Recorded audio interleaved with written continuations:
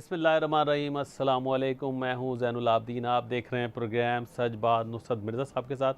मौज़ूआत आपने देख लिए। मिर्ज़ा साहब अस्सलाम वालेकुम। वालेकुम सलाम ज़ैनुल आबदीन साहब। देखिए, आज जनाब मोहतरम वज़ीर आज़म साहब कराची तशरीफ़ लाए हुए हैं और उन्होंने 1100 अरब रुपए के पैकेज का ऐलान कर दिया है। उन्होंने कहा है किसी भी मसले से निपटने के लिए कोऑर्डिनेशन ज़रूरी है और कराची के मसाइल के हवाले से तफसीली गुफ्तगू हुई है।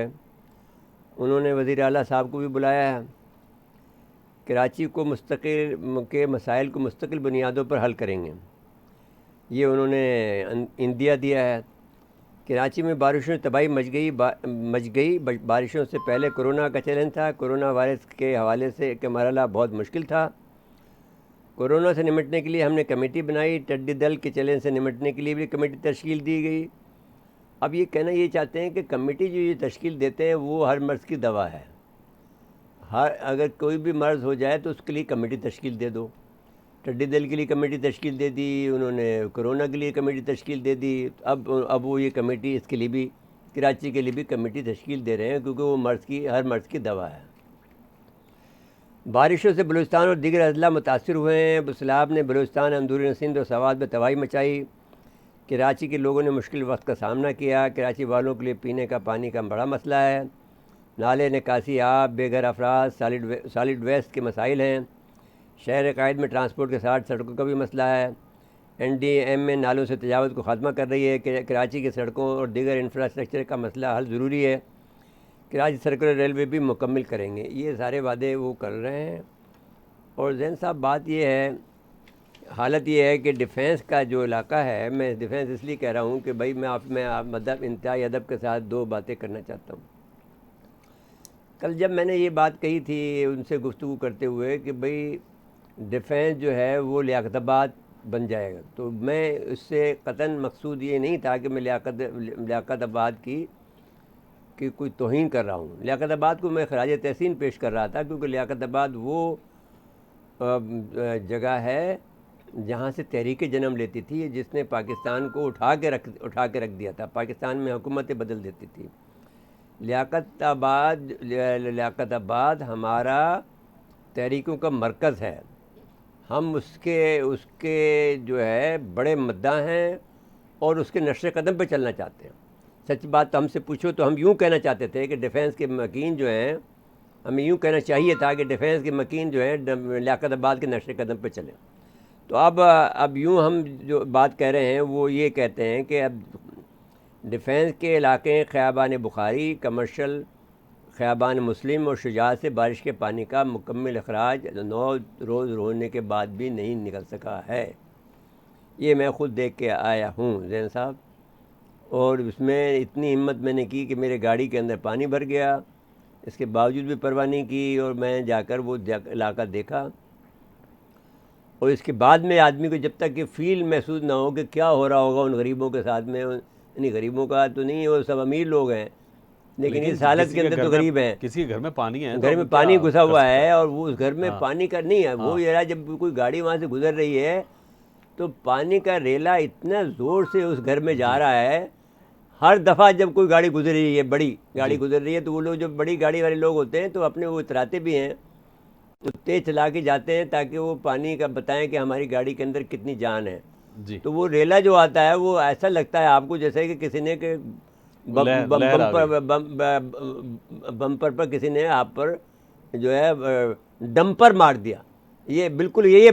आपको मैं यकीन बता रहा हूँ कि मुझे जब जब मैं खड़ा हुआ वहाँ पर जाकर तो मैं बार बार आकर ये जाकर लगे, तो मैं कहूँ कि कौन मार रहा है मैंने जब अपने ड्राइवर से पूछा कि कौन मार रहा है, उसने कहा साहब पानी मार रहा है और कोई जो यहाँ से गाड़ी जा रही अब है। सोचे नाजाबाद में क्या हाल होगा जब नया नाजाबाद नया जहाँ 5 फीट 6 फीट नाज़ाबाद पानी है। तो खाली हो गया बेचारा।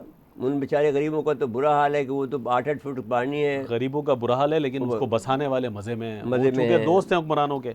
नहीं, अच्छा। अब मसला ये है कि अब दोस्त भी के अलावा में जैन साहब एक वक्त ये आ गया है कि ये फ़ैसला करना पड़ेगा कराची के लोगों को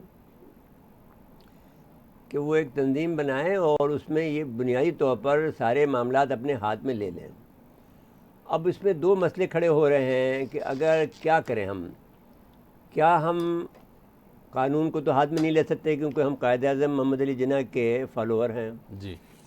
लेकिन कानून जो जिनके पास है उनको हम मजबूर ज़रूर कर सकते हैं कि आप हमारे जो हकूक़ के लिए आप भी खड़े हों हमारे साथ में, और इन लोगों को आप तख्ता-ए-दार पे लटकाएं जिन लोगों ने ये काम किया है।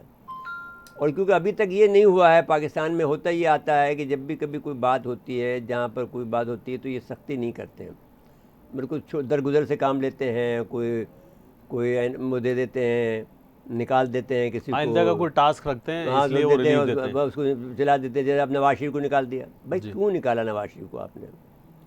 सवाल ये है कि आपने धोखा खा गए जी, आपने क्यों धोखा खाया? हमें तो पता था कि धोखा दे रहे हैं, नवाज शरीफ साहब मशाक है धोखा देने में। अच्छा, आप कराची का जो कह रहे थे ना, अच्छा जो जी, लोग आप मुतासिर बात हैं, ये कि आप देखिए ना, आप दूसरी तरफ phase 1 phase 2 extension, commercial Avenue, phase 5 phase 7 से पानी का अखराज हो चुका है, लेकिन दूसरी जगह पर ख़ैब बुखारी और कमर्शियल और शुजात से अभी तक पानी नहीं निकला है। इन सब लोगों अब को अगर उम्मीद डिफेंस का है। ये हाल है जी। तो फिर आप सोचिए उन गरीबों का जो कि सरजानी टाउन में रहते हैं, आप उनका सिर्फ सोचें, मच्छर होंगे, पानी है, बिजली गायब। बिजली पानी आ नहीं रहा है, जी। बिजली तो है ही नहीं, क्योंकि सड़कें वो तो टूटी फूटी, उन्होंने ठेका ले रखा है कि बिजली न दें। टूटी फूटी सड़कें पानी में डूबी हुई, हाँ पता ही नहीं कि कहाँ नहीं, खड्डा है कहाँ क्या वो है। बेचारे अब बीमार हैं, जी। गरीब हैं, पैसे नहीं हैं, खाना नहीं है, लेकिन कुछ लोगों ने ये किया है कि इन सब खाने की इन देगे सब पका के दी हैं। वो सामाजिक काम करने वालों को तो सलाम है। अच्छा, सलाम है इन उनको। सब का, इनकी दाद रसी के लिए वज़ीर आज़म ने आज कराची में आना गवारा किया वायसराय के अंदाज देखिए में। पहली तो बात ये है अच्छा, जैन उन्होंने साहब, पैकेज का ऐलान किया है 1100 अरब रुपए के। नहीं मेरी बात सुन ले, पहली बात तो ये है कि क्या ये अच्छी बात है कि आप पहले चीफ ऑफ आर्मी स्टाफ आ गए, अब लीडर ऑफ द अपोजिशन आ गए, उनके दबाव इसके से आए बाद हैं। में आप आए हैं, जी। आपको कराची ने इलेक्ट किया, जी। और इसके बाद आपका ये रवैया है कि आप शाह बहादुर साहब अब आए हैं अब आखिर के अंदर, तो क्यों अब ऐसा है कि आप ऐसा काम करते हैं कि जिससे, यानी जब ये बात होती है, जब शहबाज शरीफ की देखिए जी। तमाम ख़राबियों के बावजूद जो उसके हम हैं, वो जो जानते हैं कि वो ज़रा टेकेबाज आदमी है, वो आदमी अपने आप के शोहरत का भूखा है, लेकिन वो भाई आया तो सही ना। भाई सियासी लीडर का यही काम होता है ना, यही मुश्किल काम वक्त में आए लोगों के साथ खड़ा हो। अच्छा, तो इस सियासी इजलास नहीं है में, ना इस ये इजलास तो क्रिकेटर है, नहीं, इन्होंने हेलीकॉप्टर, आप हमारे जो एस्टेब्लिशमेंट ने हमें हेलीकॉप्टर के जरिए लाए इन्हें गए। थोप दिया हम पर, जी। तो हमने बार बार इनसे दरख्वास्त की कि हमारी जान छुड़ाओ इससे। इस इजलास की रुदात के लिए ब्यूरो चीफ कराची अब्दुल कदीर राना साहब टेलीफोन लाइन पे मौजूद हैं। जी अब्दुल कदीर राना साहब, अस्सलाम वालेकुम। वालेकुम अस्सलाम। ये बताइए क्या सूरत हाल है, क्या आज जो मीटिंग हुई है इमरान खान साहब से, हुकाम बाला की, हुकाम की, यहाँ के वो बाला तो नहीं है, सब उनके नीचे हैं, बताइए क्या हुआ है। देखिए, वज़ीर आज़म की मुलाकात में जो कमेटी बनाई गई थी कुछ दिन पहले, कोऑर्डिनेशन कमेटी, जिसमें वफाकी वज़रा भी शामिल थे, सिंध के वज़रा भी शामिल हैं, और कराची के मसाइल हल करने के लिए वो उस कमेटी का जो है इजलास हुआ था वज़ीर आज़म के इजलास। इस इजलास में वज़ीर आला सिंध भी मौजूद थे, गवर्नर सिंध भी मौजूद थे, और दीगर जो हुकाम है एनडीए में सवाल है, उन्होंने भी इस इजलास में शिरकत की है। हमारे ज़राए के मुताबिक इस इजलास के अंदर एक और कमेटी की जो है तजवीज़ दी गई है, यानी कि इम्प्लीमेंटेशन कमेटी, वो इन तमाम को काम हो रहा है, इन कमेटी जो फैसले करेगी शहर के मसाइल का हल करेगी, वो फिर इसके ऊपर जो है इम्प्लीमेंटेशन कमेटी भी उसकी तजवीज़ दी गई है इजलास के अंदर, उसको वो करके, और भी सियासी मुलाकातें भी वज़ीर आज़म। अच्छा जी, इस कमेटी में कौन कौन आदमी मौजूद है? अली जैदी है, और जो है शाह है, अपना जो बल्दिया का वजीर है नासिर शाह, सईद गनी, ये एक एमकेएम के अमीनुल हक भी इस कमेटी का हिस्सा है, जो कोऑर्डिनेशन कमेटी है, जो जिसमें मसाइल बताने हैं और फैसले करने हैं कराची में क्या करना है, ये वो कमेटी है जिसमें सिंध और हुकूमत दोनों की नुमाइंदगी है। अच्छा, अब इसके बाद में फिर जो स्पेशल कमेटी है, इसमें कौन कौन है? अब ये उसका ऐलान नहीं किया गया, बाकायदा तजवीज़ हमारे राय से अभी कोई सामने नहीं आई उसकी तफसील, लेकिन उसमें एक तजवीज़ दी गई है कि इसके ऊपर एक और कमेटी कराची के मसले को देखने के लिए इम्प्लीमेंटेशन कमेटी के नाम से वो बनाई जाए। इम्प्लीमेंटेशन कमेटी, ठीक हो गया, अमल दरामद कराने वाली कोऑर्डिनेशन कमेटी है पहले जो बनी हुई है ऑलरेडी, वो कोऑर्डिनेशन कमेटी है। और अब जो तजवीज़ आई है इसके ऊपर एक और कमेटी, वो है इम्प्लीमेंटेशन कमेटी जी। ये अलग से एक कमेटी बनाने की तजवीज़ है। हाँ, तो अब जब फिर अगर वो कमेटी होगी तो इम्प्लीमेंटेशन कमेटी ही काम करेगी ना सारा। तो जी जी, वो अभी तक ऐलान नहीं किया उसका। हाँ, ऐलान नहीं, उसका इजलास के अंदर ये तजवीज़ दी गई है। हाँ, जब देखेंगे कौन सी भाई इम्प्लीमेंटेशन कमेटी है तो वो फिर उससे अंदाज़ा हो जाएगा कैसा काम होगा। देखिए, जब तक के फ़ौज के जो इसमें और FWO के आदमी शामिल नहीं होंगे, ये कमेटियाँ सारी बेकार हैं, क्योंकि ये लोग सब आपस में लड़ते रहेंगे और कुछ भी काम नहीं होगा कराची वालों का। जी हाँ जी, बिल्कुल। कराची तो का हाल इंतहाई बुरा है, एक हफ्ते से ज़्यादा का वक्त हो चुका है। कराची मतलब अभी तक डूबा हुआ है, और बहुत इलाके BHA, नाज़िमाबाद, यारी और न्यू कराची, सुजानी टाउन, ये तमाम इलाके, तो काफ़ी इलाके ऐसे हैं वो घरों के अंदर तक पानी मौजूद है, गलियों से भरी हुई है लोगों की। पूरा सीवरेज का निज़ाम तबाह है, वो तो पूरे कराची के अंदर है। किसी से भी जो है वो गटरू गुलना शुरू हो जाती है और लोगों की मुश्किलात का बायस बन जाते हैं। सड़कें तोड़ देता है पानी मुस्तकिल खड़े रहने की वजह से, और बीमारियाँ अलग उससे पैदा होती हैं सीवरेज के अलावा। इसके अलावा जो ढेर से कचरे के ये कितने दावे किए गए माजी में कि साफ किया जाएगा, मुहिम भी चलाई गई, कभी विफाकी हुकूमत के वजीर की जानिब से, कभी सिंध हुकूमत की जानिब से, कभी किसी की जानिब से, लेकिन आज का जो कचरा है वो आज तक साफ नहीं हो सका है। इसके लिए कोई आप देखें, ये पैकेज जो ऐलान किया है वज़ीर आज़म ने, अब इसके बाद क्या होता है, क्योंकि ऐलानात होते हैं, बड़ी आज फिगर है 1100 अरब रुपए की जो वज़ीर आज़म ने की है, लेकिन इसका फायदा तो तभी होगा जब ये तमाम चीजें मसाइल हल होंगे। जी, शुक्रिया अब्दुल कदीर राना साहब। अच्छा, इसके साथ ही अब एक और बात आ गई है, पीपल्स कराची प्रोग्राम भी आ गया, एकदम आमने सामने लग रहा है, मुकाबला हो रहा है सूबाई और वफाकी हुकूमत के दरमियान कि कौन ज्यादा खिदमत के लिए आगे आगे आ रहा है। देखें, पहले क्या कर रहे थे, कौन, अब यूँ कहो ना कि कौन ज़्यादा खाने को आगे आ रहा है। अब ये, हाँ, ये बात सही है कि लेकिन जहाँ ज़्यादा पैसे सिंध हुकूमत की अगर आप बात करेंगे तो वहाँ पर तो खिदमत का तो कोई काम ही नहीं है ना, वहाँ तो खाना पीना होता है। अच्छा, इनका तो लेकिन अनाड़ीपन तो नहीं है ना, दूसरी तरफ तो आता ही कुछ नहीं है। वहाँ तो कोई आता नहीं। अच्छा, फिर कमेटी में कौन लोग शामिल हैं? जो शहर को तबाह कर चुके हैं, हाँ जी, वो शामिल हैं। तजावजात कैसे हटाएंगे आप? जब बानी वो हैं, कैसे हटवाएंगे आप? फिर लोग गरीब है वहाँ बैठे हुए हैं, उनको क्या करेंगे आप? हाँ, नहीं, गरीब आदमियों को पहले बसाओ, हाँ, मुतबादिल जगह दें, फिर खाली करवाएं। हाँ। अच्छा, आप कहते हैं दादू, इस तरह तो पूरे सिंध का यही हाल है, लेकिन वज़ीर-ए-आज़म फिर ये नहीं था कि हमें ये कोई न दे कि हम सिंध का ख्याल नहीं कर रहे हैं। हम सिंध का बहुत ख्याल करते हैं भाई। नहीं, हर जिला हमारा जिला है, लेकिन वज़ीर आज़म को ये सोचना चाहिए था एक इजलास उनको सक्कर में, हैदराबाद में, या सब जगह जाना चाहिए, सब जगह जाना चाहिए, नवाब शाह कहीं और भी रखना चाहिए था, सब जगह जाना चाहिए। अच्छा, खैर, हम ले लेते हैं अपने दादू से, हमारे नुमाइंदे शुएब थईम हमारे साथ होंगे। वो इस दौरान उस पे शाम में वो तकरीबन कश्ती पे सफ़र करके गए थे, वो जो पानी में फंसे हुए इलाके हैं। यार हम भी चलो ना, चलो देख के आए तो भाई। 200 देहात का ज़मीनी राब्ता मुनक़ता है। हाँ, तो बहुत दिनों से है भाई जी। अच्छा, किसी का इंतकाल हो जाए, वो बंद टूटा है, जब से वो किसी का इंतकाल हो जाए तो पानी पार करने के लिए फिर वो किसी तरह बंदोबस्त करके उस मैयत को लाते हैं किनारे पे, फिर वो लोडिंग गाड़ी पे उसको रख के, एम्बुलेंस सर्विस नहीं है, और बिलावल साहब बड़े दावे करेंगे, लेकिन एम्बुलेंस सर्विस मैयत तक के लिए नहीं है।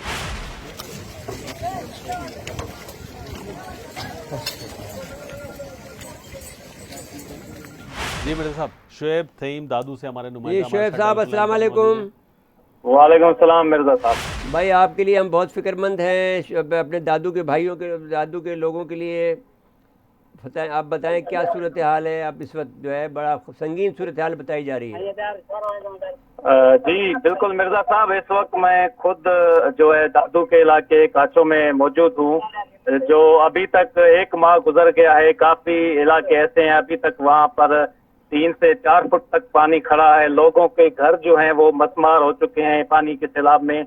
लेकिन 1 माह गुजर जाने के बावजूद हुकूमत की जानिब से अभी तक कोई भी इनका जो है वो माली मदद नहीं की गई है, ना ही इन मकीनों के लिए कोई रिलीफ फराम किया जा रहा है, बल्कि जो NGO तंजीमें हैं और दीगर जो फलाही तंजीमें हैं उनकी जानिब से इन लोगों की जो है वो मदद की जा रही है, लेकिन हुकूमत की जानिब से अभी तक मुतासिरीन के लिए कोई ना तो रिलीफ पैकेज दिया गया है, ना ही कोई मदद फराहम अच्छा की शोएब, गई ये अभी जो तक। इमदादी जो टीमें हैं ये कहाँ से आ रही हैं? मिर्जा साहब, ये सैलानी वेलफेयर है और SKT जो है वो तंजीम है, मुख्तलिफ ये सब शहरों कराची से आ रही हैं? इलाकों से, कराची, लाहौर और दीगर शहरों से जो है वो ये तंजीमें आती हैं और लोगों की जो है वो मदद करते हैं, लेकिन हुकूमत की जानिब से या मुंतखब नुमाइंदगान की जानिब से कोई भी इनको जो है वो अच्छा ये बताइए रिलीफ कि नहीं दिया ये जा जो रहा है। इलाका है जहाँ आप मैं- कह रहे हैं कि 3 फुट का पानी खड़ा है, ये कच्चा का इलाका है या पक्के का इलाका है? ये मिर्जा साहब काचो का इलाका है। काचो में जो है वो पूरा काचो इस वक्त सैलाब में जो है वो डूब चुका है। इस वक्त जो मैं बात कर रहा हूँ तो इस वक्त भी मैं काचो के इलाके में सैलाबी पानी में जो है वो मौजूद हूँ। यहाँ पर इर्द गिर्द में जो है वो कच्चे मकानात डूब गए हैं, वो भी जो है मैं इंतहाई दर्दनाक मनाजर देखने को मिल रहे हैं। इससे मैं ये भी बताना चलूँ कि 1 माह गुजर गया है, ना तो जो है इंतजामिया की जानिब से इन मुतासिरीन के लिए कोई रिलीफ दिया जा रहा है, ना ही इन जो राब्ता सड़कें हैं वो बहाल की जा रही हैं। और इससे हवाले से मैं मिर्जा साहब ये भी बताना चलूँ कि गुज़िश्ता रोज जो सबसे ज्यादा हमें दर्दनाक मनाजर देखने को मिले कि वो एक मैयत की जो है वो लोडर रक्षा पर रखकर धकेलते रहे लोग, और सड़कें जो थी वो मुकम्मल तौर पर पानी के लपेट में थे। तो इंतहाई दर्दनाक मनाजर हमें वो देखने को मिले। उससे पहले भी जो है वो एक मैयत को सैलाबी पानी से लोगों ने कंधा देकर कब्रिस्तान तक पहुंचाया। भाई देखिए, अब ये तो हुकूमत सिंध का वज़ीर आला भी यहाँ से है, यानी दादू ज़िले से, और जो कुछ भी आप देख लें, लेकिन जो जुल्म जो दादू के साथ ये लोग कर रहे हैं वो उसका तो मैं अल्लाह ताला ही इनसे हिसाब लेगा, वरना तो ये इंसान के बस की बात तो नहीं है। ये दादू के लोग जो हैं कुछ हिम्मत करें, कभी हम भी आना चाहते हैं, जब भी जैन साहब भी प्रोग्राम बना लें, हम इंशाअल्लाह ताला आपकी खिदमत में हाजिर होंगे, अपनी मौजूदगी का इजहार करेंगे, लोगों के साथ में हमदर्दी का इजहार मिर्जा करेंगे। साहब, इस वक्त मैं काचो के इलाके में इस वक्त मौजूद हूँ। लोगों से भी हमने बात की और उनसे पूछा कि यहाँ वजीर आला सिंध मरतबा है, उन्होंने ऐलान भी किया था कि हम इलाके को जो है वो बड़ा पैकेज देंगे, लोगों को रिलीफ फराम करेंगे, लेकिन इलाका मकीन जो है वो इंतहाई परेशान हाल में है। और उनसे जब हमने जो है बात की तो उनका सिर्फ यहाँ फलाही तंजीमें हैं वो ही सिर्फ काम करती हैं। SKT और सैलानी वेलफेयर और दीगर ऐसी तंजीमें हैं जो यहाँ पर इफेक्टेड लोगों को जो है वो रिलीफ फराम करते हैं, लेकिन हुकूमती बंदा अभी तक यहाँ दिखाई नहीं दे रहा है। वज़ीर आला सिंध का 2 मरतबा दौरा जी आपका शुक्रिया शोएब सईम साहब। हम आपके साथ पूरी हमदर्दी रखते हैं तमाम दादू के लोगों से, और हम अपील करते हैं कि इनकी मदद की जाए फौरी तौर पर, बिला मैंने अब किसी देर किए हुए। जी बहुत बहुत शुक्रिया। ब्रेक के लिए कहा जा रहा है, ब्रेक के बाद आएंगे तो पूरे मुल्क में ये सूरत हाल है जी, थोड़ी सी उस पर बात करेंगे, फिर काबीना के फैसले पे एक बात करनी है। जी नादी न्यूज़ अपडेट का वक्फा है, वक्फे के बाद दोबारा आते हैं।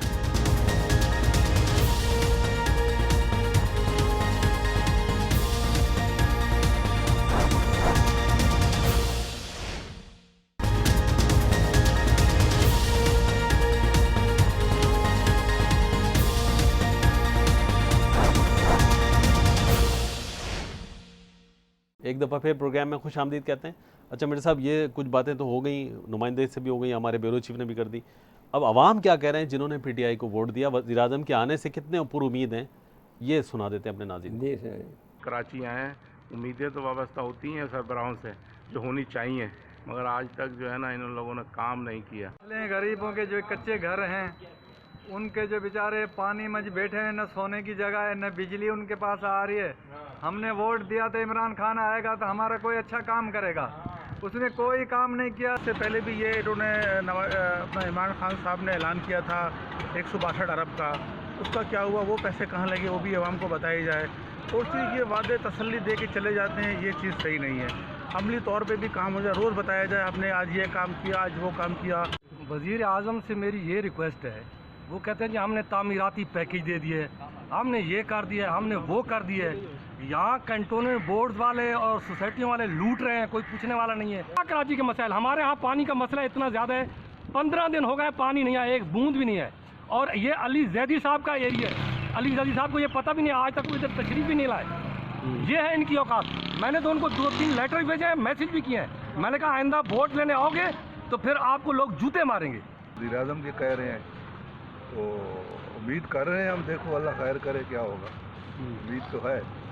अब ये है कि मसला यहाँ यह है कि यहाँ की दो पार्टियाँ हैं, NLU में और पीपल पार्टी है, और दोनों ने शहर के साथ क्या किया वो आपको पता है, मुझे भी पता है।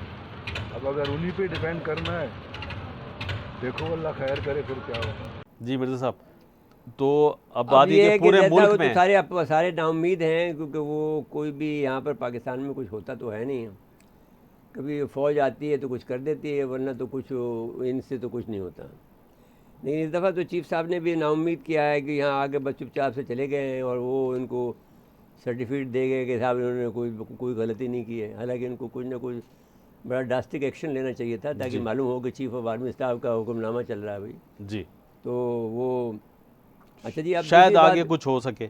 बाद में अच्छा, देखते हैं, इंतजार जी। करते हैं कि हाउ ही एक्ट्स, काबीना के कुछ एक आध फैसले ऐसे आए हैं अजी जिससे अजीब गरीब बात है कि दोहरी शरीयत रखने वालों की का वफाकी काबीना में का फैसला कर दिया है कि उनको जो है इलेक्शन लड़ने का और उनकी हिमायत के अंदर जो है उनको रखने का। वजीर बनने का उनको हक अब होगा। सवाल ये है कि जो दोहरी शरीयत रखते हैं उनका कैसे आप कर सकते हैं?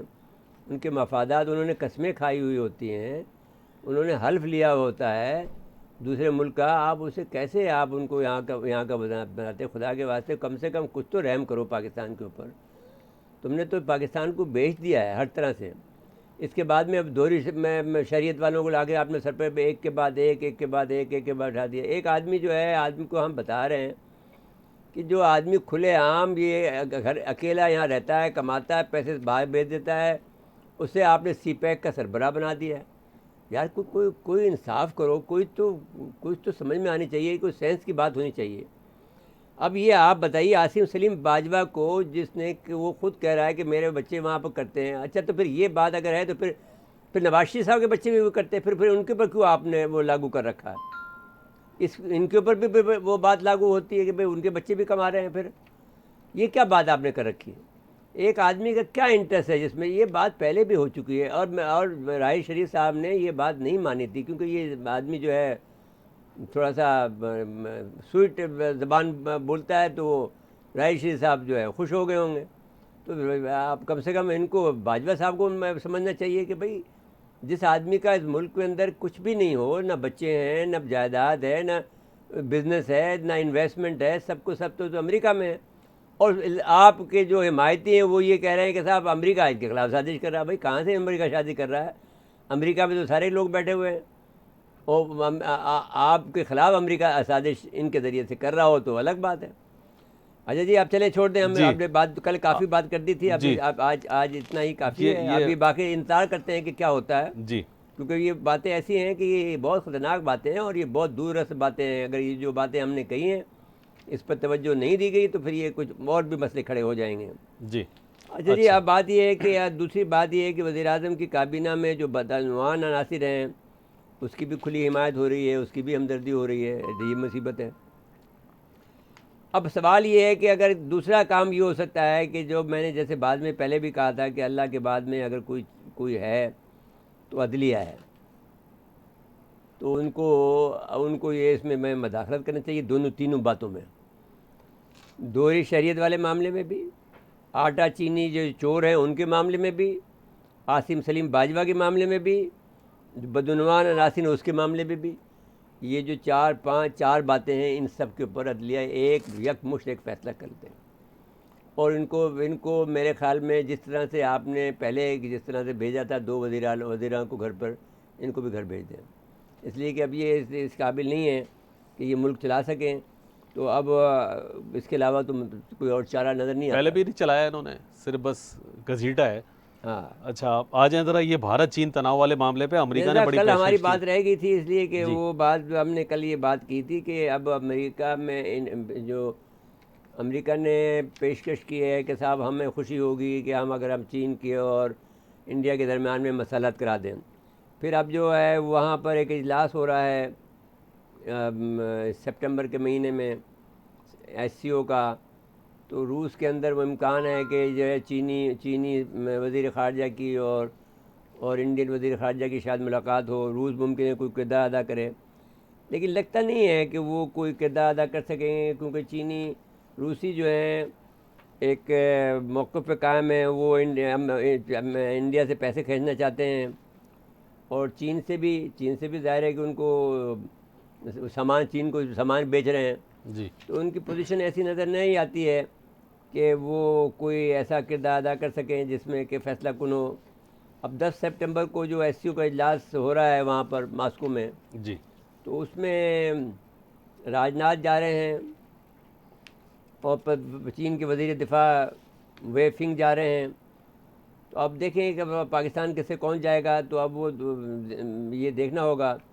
लेकिन ये है कि अब वो इंडिया के अंदर जो है अभी तक सही सूरत हाल नहीं पता लग रही है। वो ये कह रहे हैं, इंडिया के लोग ये कह रहे हैं, इंडिया के जो बड़े जो पाटे खां किस्म के जो पाकिस्तान के अंदर भी जो बड़ी गड़बड़ कराना चाहते थे, इस किस्म के जो लोग जो हैं बदज़बान और मुँह से जो है जिनके जो है झाग निकलते हैं पाकिस्तान के ख़िलाफ़, वो कह रहे हैं कि साहब इस वक्त तिब्बती वहाँ पर चले गए हैं और उन्होंने चीन को अंदर घुस के मारा है फिंगर 4 के अंदर, और चीनी जो हैं वो जिस बात पे कह रहे हैं कि साहब वो चीनियों ने कोई बयान दे दिया है कि साहब हमारे अंदर ये घुसे हैं, वो ज़ाहिर है कि वो सियासी बयान है, तो उसको इन्होंने फ़ायदा उठा रहे हैं कि इनको एक किस्म का माइलेज मिल गया है इंडिया के लोगों को। साहब वाकई इंडिया के लोग जो हैं, फिर वो ये कह रहे हैं कि चीनियों के अंदर जो है ये सलाहियत नहीं है कि वो सर्दी बर्दाश्त कर सके। अब ये बताइए, इनको ये नहीं पता कि चीन में कितनी सर्दी होती है,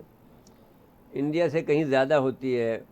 अब ये जो है सितंबर के महीने से ये डिग्री बढ़ना शुरू होगी, -10 होगी, 10-20 होगी, 30 होगी, ऑलमोस्ट वो तो उस सियाचिन के लेवल पे तो नहीं जाएगी, लेकिन हाँ 20-30 के ऊपर -20 पे चली जाएगी। तो ये कहते हैं इंडियन के हमारे लोग जो हैं बड़े सख्त जान हैं, जो केरला के रहने वाले हैं, साउथ के लोग हैं, ये बड़े लोग गर्मी के रहने वाले, लेकिन इसके बावजूद भी ये लोग सर्दी बर्दाश्त कर लेंगे। और हमने ये देखा है कि क्योंकि वो कहते हैं कि क्रिकेट मैच की तरह से कभी भी जंग का फैसला नहीं करना चाहिए, इस बात पर जो इस बात का खुद इजहार है कि ये लोग हारे वहाँ पिटे हैं वहाँ पर चीनियों के हाथों, लेकिन कह रहे हैं कि आखिरी बॉल तक जो है आपको ये मैच का फ़ैसला नहीं करना चाहिए कि भाई कौन जीता कौन हारा। तो हमने अभी घुसकर उनको मारा है चीनियों को, और हम इसके अलावा भी जब सर्दियाँ आएंगी तो हमारी सलाहियत क़ुव्वत मदाफ़त ज़्यादा है चीनियों के मुकाबले में, तो हम चीनियों को मारेंगे, और चीनियों में ताकत ही नहीं है इतनी कि वो हम कर सकें। वो वीडियो से पता चल रहा है इनमें कितनी ताकत है, नहीं, किस तरह वो पिटाई कर रहे हैं और ये पिट रहे हैं। हाँ, लेकिन वो हमारे पास लेटेस्ट तो नहीं होंगी ना, लेटेस्ट है वो क्या? पिछली वाली जो फुटेज है उससे लेकिन पता चल रहा है। अब तो सर्दी आ गई है, वो ये क्लेम कर रहे हैं ना कि सर्दी आ गई है, हम जो है उनके इलाकों में घुसे हैं, फिंगर 4 के इलाके में घुसे हैं। ये तो अपने आवाम को शांत करने के लिए इस तरह की बातें कर रहे हैं, वरना ऐसा कुछ भी नहीं हुआ। अब मैं जानता हूँ, लेकिन मैं चाहता हूँ कि हमारे पास कोई फुटेज भी तो होनी चाहिए ऐसी जो हम दिखा सकें, जो कि इंडिया के इस को मज़ाक़ खेल, लेकिन खैर दुनिया दिखा रही है।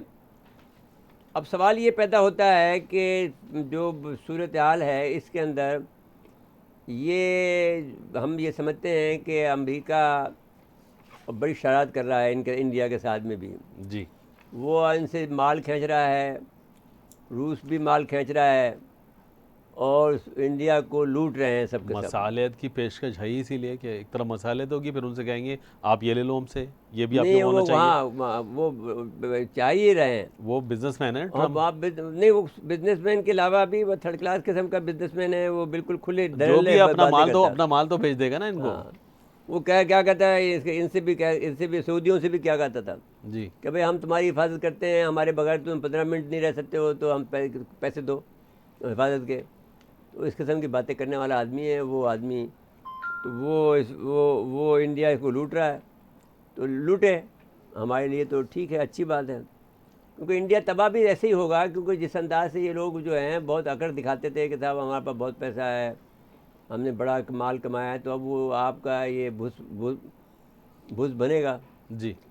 अच्छा, चीनी जो है जी, वो ये भी कह रहे हैं कि हमने जो है चीनियों से सीखा है कि जहाँ हम बात कर रहे होते हैं होते थे तो फिर ये लोग हमें मार रहे होते थे। तो हमने भी ये सीख लिया है कि जब हम उनसे बात कर रहे हो तो इस दफ़ा हमने उनको पिटाई की है। अब कहाँ पिटाई की है भाई, तुम्हारा ज़बान दराज तुम लोग हो, इंडिया के लोग जो हैं जी सिवाय ज़बान दराजी के इन्हें कुछ नहीं आता। अब वहाँ जाकर लोग बाग मजाक कर रहे हैं कि ये जो आदमी गया है, इनका जो चीफ ऑफ आर्मी स्टाफ है, वहाँ गया है मोर्चों पर, जी यानी जो आखिरी मोर्चे हैं वहाँ पर जाकर क्या बयान दे रहा है। अल जज़ीरा ने मजाक उड़ाया, BBC ने मजाक उड़ाया, सारे चैनलों ने मजाक उड़ाया कि देखिए जब आप किसी उस पर जब आप जाते हैं कि आखिरी मोर्चे पर जाते हैं जहाँ पर आपका इंडिया सिपाही लड़ रहा है, तो उसको हिम्मत दिलाते हैं कि आपको हमें आखिरी गोली तक लड़ेंगे, आखिरी तुम्हारी तोपें खामोश कर देंगे। तो वहाँ जाके क्या कह रहा है कि हमें उम्मीद है कि हमारे और चाइना के दरमियान में ताल्लुकात बेहतर हो जाएंगे और हम लोग जो है सुलह सफाई से रहेंगे। ये बयान आखिरी मोर्चे पर जहाँ पर कि आपकी फ़ौजें खड़ी हैं आमने सामने चाइना के, ये बयान देने का मानी यही है कि आप शिकस्त खुद ना हैं।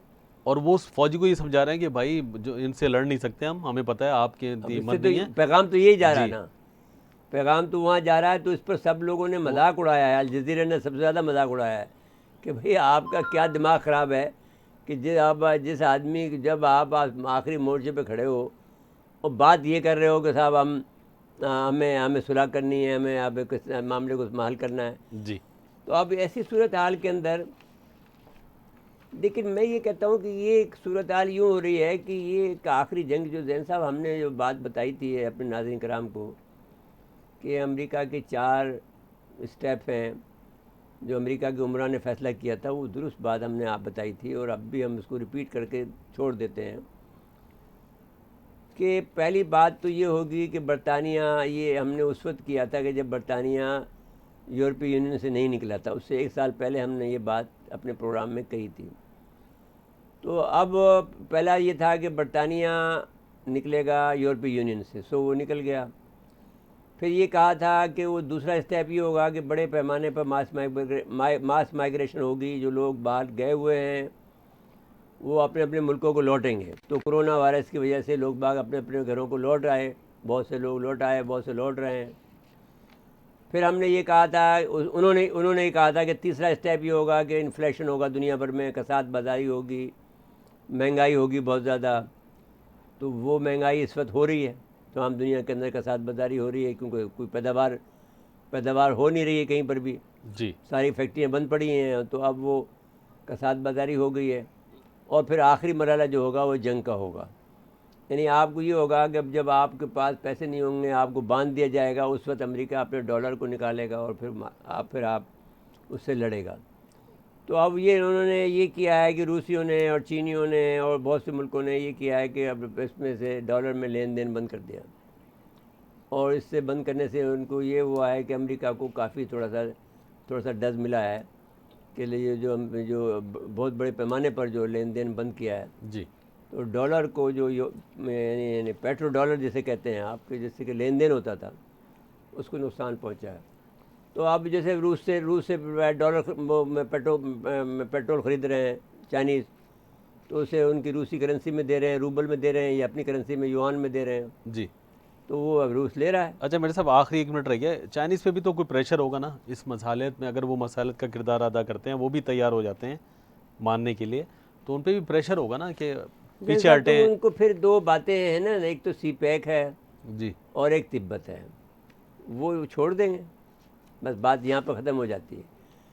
हाँ, असल लड़ाई तो CPEC पे हो रही है ना, उनके लिए भी CPEC पर लाइफलाइन, और तिब्बत पे हो रही है, उनके लिए लाइफलाइन है, लाइफलाइन फिर वो नहीं कर सकते। तो वो चीन तो नहीं कर सकता, इसलिए नहीं कर सकता कि ये कहते हैं कि CPEC को बंद करो और तिब्बत को वापस दो।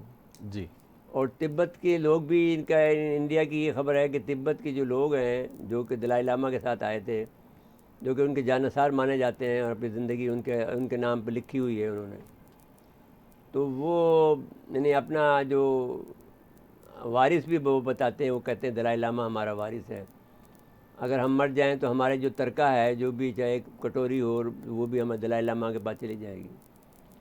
तो वो ये कहते हैं, वो भी शामिल हुए हैं इस वक्त इनके साथ में इनकी एक फ़ोर्स बनी है, जो तिब्बत जब हुआ था उस वक्त उन्होंने एक फ़ोर्स बनाई थी जो कि बहुत ज़्यादा बकौल इनके कि बहुत ज़्यादा लड़ाका फ़ौज है, और वो भी इस वक्त लड़ने के लिए वहाँ गई हुई है। जी तो अब वो चीनियों ने उसका फिर क्या हाल किया होगा, ये फिर अभी देखने की बात। बिल्कुल ठीक है, वक्त ख़त्म हुआ हमारे प्रोग्राम का, लेकिन कल हमारा प्रोग्राम होगा यौम दिफा स्पेशल। यौम दिफा स्पेशल पर आप देखेंगे कि हमारे पास जो है जो दिफाई तज्ज़िया निगार हैं आर्मी के, हमारी लैंड फोर्स के, हमारे बहरिया के और हमारे एयर फोर्स के, वो मौजूद होंगे, और नज़रिया पाकिस्तान के जो सरबराह हैं कराची में, नज़रिया पाकिस्तान फाउंडेशन के, वो मौजूद होंगे।